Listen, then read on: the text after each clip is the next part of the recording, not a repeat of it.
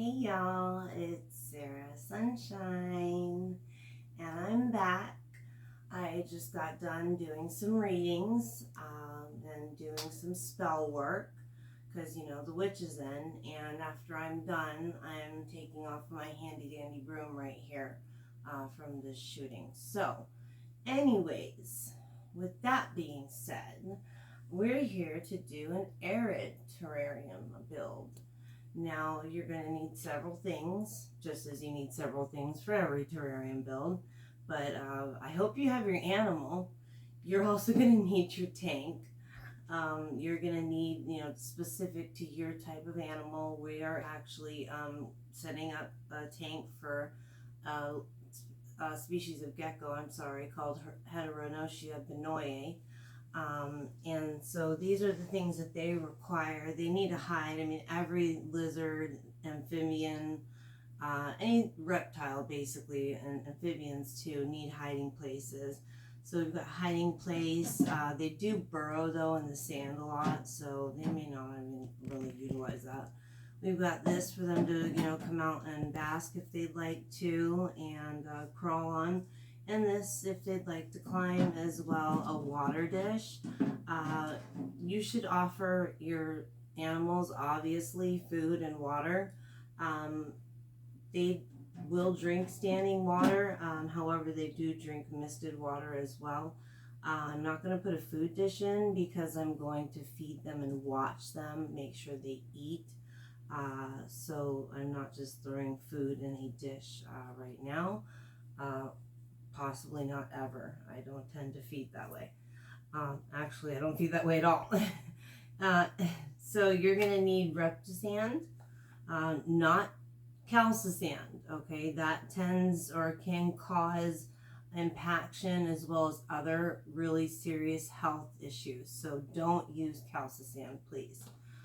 You're also going to need, of course, lighting, a basking and UVA light, and that's what I've got right here. And this was a kit, by the way. I unboxed it and didn't show you all. It comes from a place that I'm not real fond of the way they treat their animals. In all disclosure, I worked at this place 20 years ago, and I've seen firsthand, and it's terrible. The animals are just a commodity. But anyways, so that being said, we have the hood and we have the light. This particular species, and really all species of geckos, even if it says they don't need UVB, all animals are going to be more healthy and benefit from all of the spectrums of the UVs in their habitat. I mean, that's what they get outside. Even though they're nocturnal or they're crepuscular or what have you, they still get some of these things, when they're not always, if they're nocturnal or crepuscular, they're not always asleep at those times that you think. They do crawl around sometimes during the day. So they do need this type of lighting, I believe. And I think you should provide your animal with the best things that you can. So that being said, as well, everything is, when you get a tank, doesn't matter where you've gotten it from. If it's brand new, rinse it out. Make sure all of your, accessories are rinsed out. And if you've got a used tank, make sure you use a vinegar solution to clean it out and disinfect it. I actually have a video on that as well, so you can go and you can reference that for the vinegar mixture. So I'll be right back, and we're gonna get setting this up. All right, I'm back. And so the next steps, obviously, you want to take your accessories off the top of your tank. I actually have decided not to use, and put them aside, hopefully not knocking things over like I do, because I'm the clumsiest person in the world. But I've decided against this cholla wood because these are very small geckos, so the very small crickets they eat are going to go up in there and hide, and they're not going to be able to get them. So that's not going to be used. So what you need to do is, obviously as well, take your tank lid off. And for this build, you want to have scissors around during all your builds because you're going to need them probably at some point.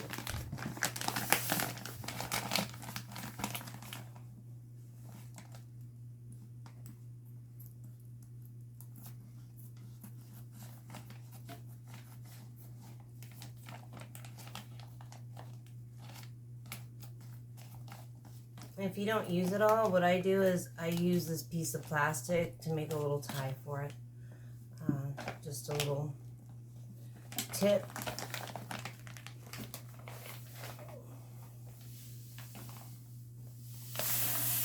And you're going to want to pour about an inch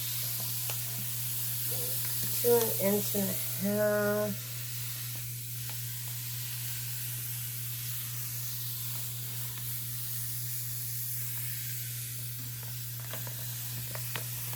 It looks like this is going to be perfect.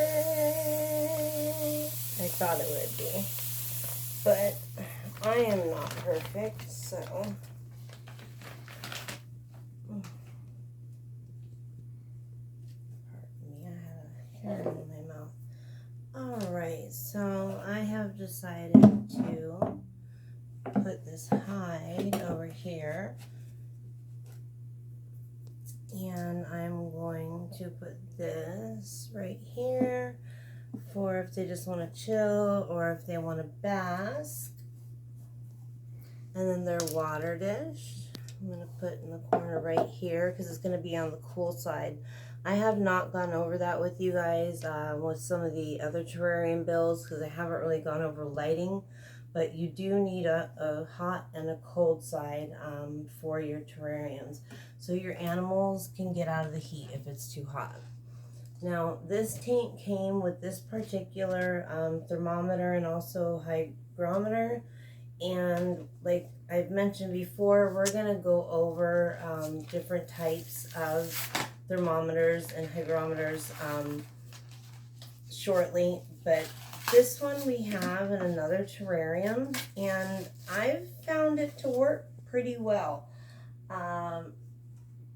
The thing with these is that, of course, they read more the air that's closest to them, as opposed to like one of the digital where it reads the ambient air, which means all the air surrounding in your terrarium. But this one has not failed me as of yet, and this is a pretty small tank, so I'm going to go ahead and give it a shot, see how it works. If it doesn't work well, well then we can just take it off and switch it out. And I'm going to put that right in the middle. That looks about in the middle. And that's basically it as far as what's going inside the tank. The rest is lighting. So let's go ahead and go over that. Alright, now we're going to go over lighting, and I'm sure if you look very closely you can see the brand on the box. Also, in full disclosure, we live in a very small town and we don't have access to any specialty shops. So when we need something, we don't have much of a choice but to run to this place unless we order something online. And a lot of our daily needs, we honestly go to this place. So anyways, some people don't have access, is what I'm trying to say, to anything but the big box stores. So don't hate.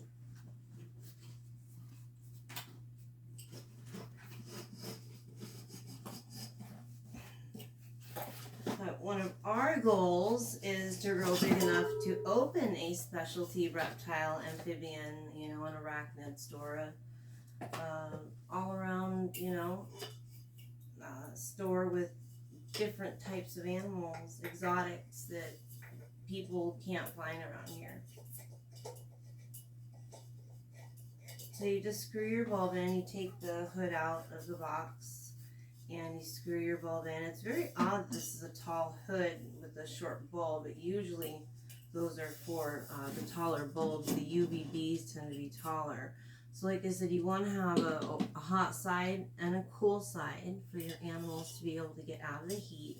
This is a UVB that we already had. Oh, I'm just going to show you how. I mean, it's going to be hard to kind of set them on that side, but it is definitely doable. So you set them like that, and of course plug them in. Pay attention to the temperatures. They like it between like 80 and 90 degrees. They do like it drier. This is, like I said, an arid or like desert setup, but they do need to be misted. So you want to mist them liberally once a day. If you don't have a misting system set up, if you do have a misting system set up on their enclosure, then only have it spray once a day for about 15 seconds. And now we just gotta go get our lizards. This here is the Heterinotia benoye. It's about 2 months old right now, and they're from Australia. They're also what is called parthenogenic, which means that they don't need boys to reproduce. What they do is clone themselves. So that's a really neat aspect of this gecko. But look how small and cute they are.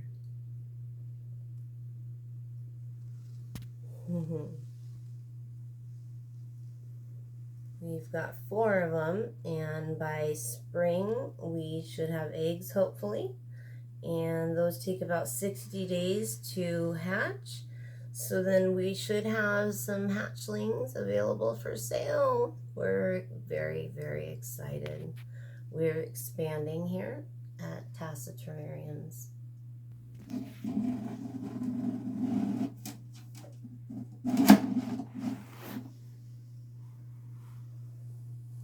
Here you go, little lady. Look. Oh, sand. For the first time in a couple days. What is that? Sand.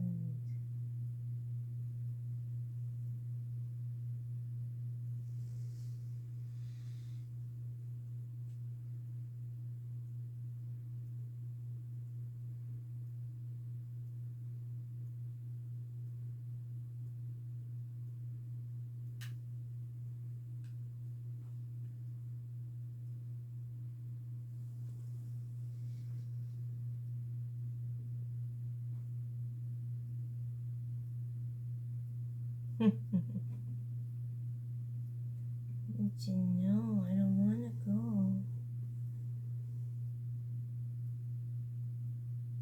No.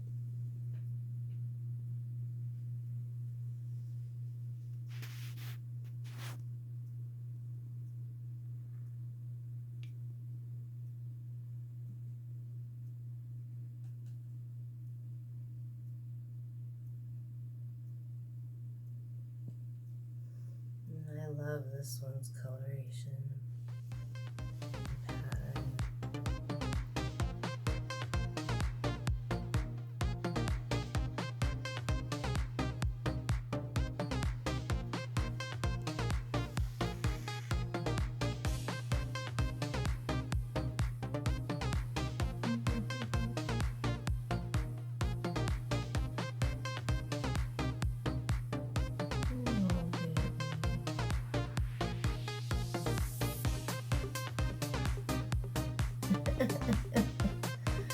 I guess that works.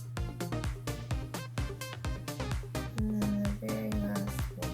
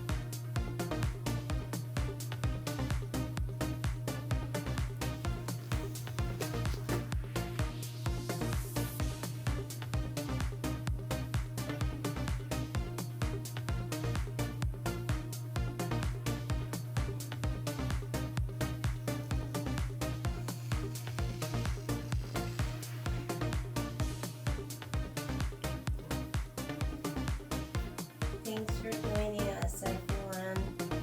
Make sure to like and subscribe.